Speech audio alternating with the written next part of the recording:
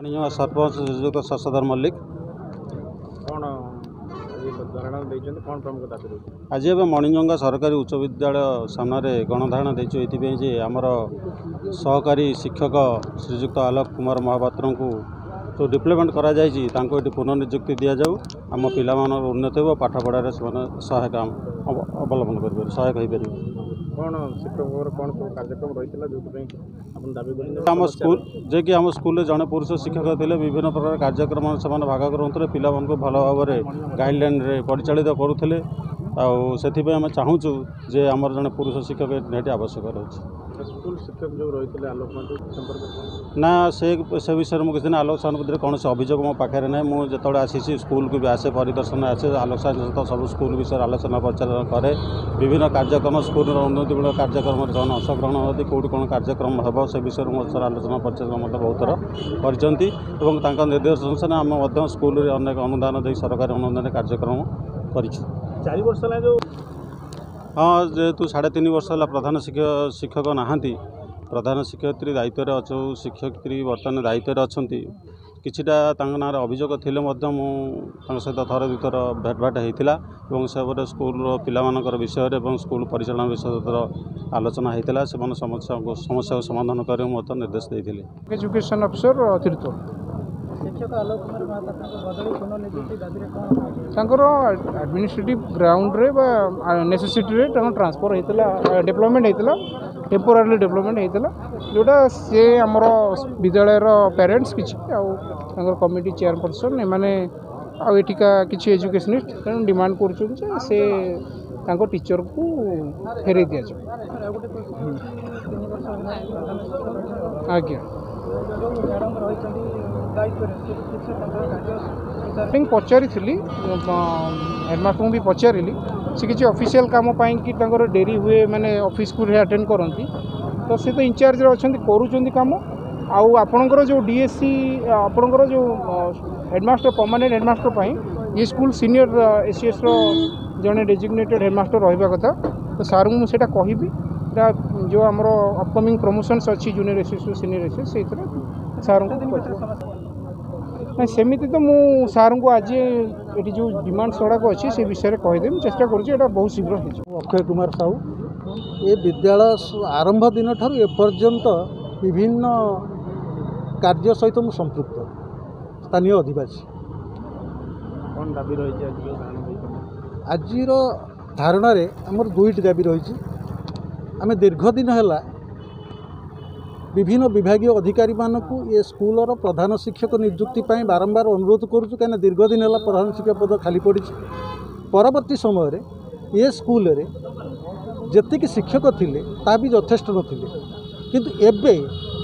ये स्कूलर एकमात्र पुरुष शिक्षक ये गोटा को एजुकेशन स्कूल जोटी हाराहारी 300 पिला 60% बॉयज 40% गर्ल्स पाठ पढ़ुंट किंतु एठी गोटे मात्र पुरुष शिक्षक थिला से पुरुष शिक्षक आज एठू बदली कर दी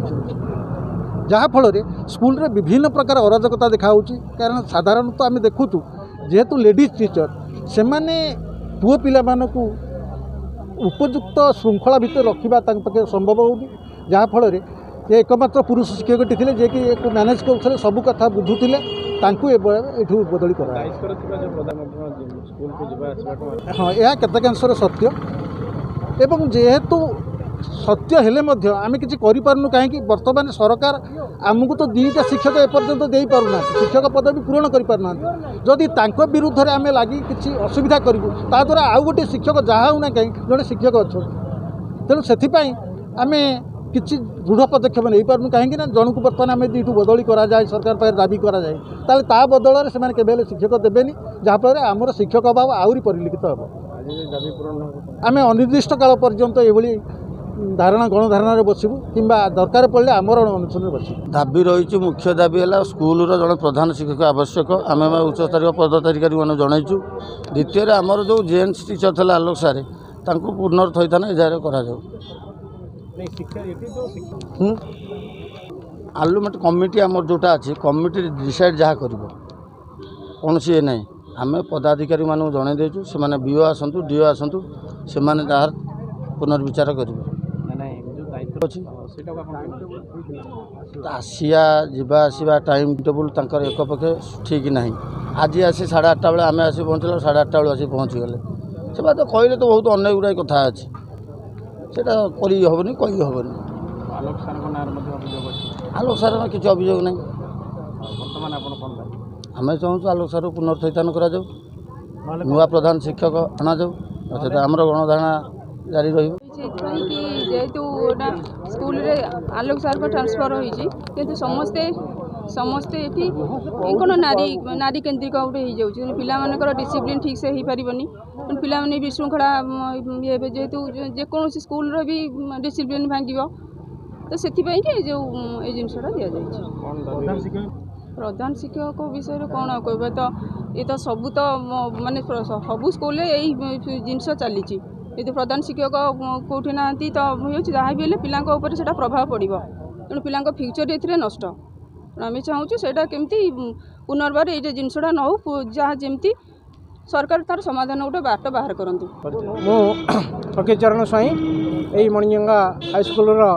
ଆଲୁମିନି କମିଟିର ସଭାପତି ଅଛି। କ'ଣ କହିବେ ସ୍କୁଲରେ? ନାହିଁ, ଆମ ଏଇଟା ହେଉଛି ମଣିଜଙ୍ଗା ଉଚ୍ଚ ଇଂରାଜୀ ବିଦ୍ୟାଳୟ, କିନ୍ତୁ ବର୍ତ୍ତମାନ ଏଠି ଯେଉଁ 12 ଜଣ ଶିକ୍ଷକ ଶିକ୍ଷୟିତ୍ରୀ ଅଛନ୍ତି, ସେଥିରୁ ଆଲୋକ ସାର୍ଙ୍କୁ ଛାଡ଼ିଲା ପରେ ସମସ୍ତେ ଅଛନ୍ତି ମହିଳା ଶିକ୍ଷୟିତ୍ରୀ, ଜଣେ ମାତ୍ର ପୁରୁଷ ଶିକ୍ଷୟିତ୍ରୀ, ଯିଏକି ଆମର ଏଇ ମଣିଜଙ୍ଗା ସ୍କୁଲରେ ଆମର ପଞ୍ଚାୟତ ସ୍ତରୀୟ, ବ୍ଲକ ସ୍ତରୀୟ, ଜିଲ୍ଲା ସ୍ତରୀୟ ଯେତେ ପ୍ରକାର ଫଙ୍କସନ୍ ହୁଏ, ଯେଉଁଥିରେ କି ମୁଁ ସବୁଥିରେ ଅଙ୍ଗାଙ୍ଗୀ ଭାବେ ଜଡ଼ିତ ଅଛି। ଏସବୁର ଶ୍ରେୟ କେବଳ ଆଲୋକ ସାର୍ଙ୍କ ଯୋଗୁଁ ହୁଏ। ଯେବେଠାରୁ ଆମର ଏଠୁ ସ୍କୁଲର ହେଡ଼ମାଷ୍ଟର ତାଙ୍କର ଅବସର ଗ୍ରହଣ କଲେ, ସେବେଠାରୁ ଆମର ଯିଏ ବର୍ତ୍ତମାନ ଅଛନ୍ତି ପ୍ରିୟଦର୍ଶିନୀ ଦାସ, ଯିଏକି ହେଡ଼ମିଷ୍ଟ୍ରେସ୍ ଅଛନ୍ତି, ସେ ଇନଚାର୍ଜ ହେଡ଼ମାଷ୍ଟର। କିନ୍ତୁ